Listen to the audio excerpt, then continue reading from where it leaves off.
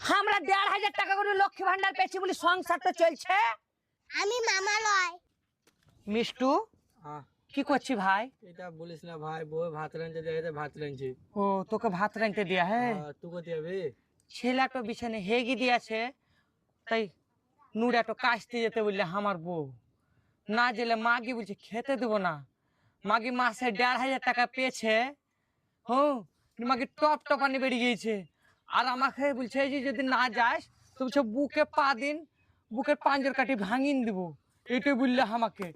তো ভাত রান ভাই, আমি গুতে নাটো কেচে আসি, নাহলে মাগি আমাকে বলছে ঘর থেকে বাইরে করে দেবো, নাহলে তালাক দিবে বলছে। আসছি ভাই। হুঁ ভাত মা উঠে খালে ভরা কে সাথে গল্প করছে। পালা পালা তো পালা। এই বুঝি যদি ভাত রান্না হয়েছে তাহলে চটপট ভাতটাকে পাসিন আমার বেলা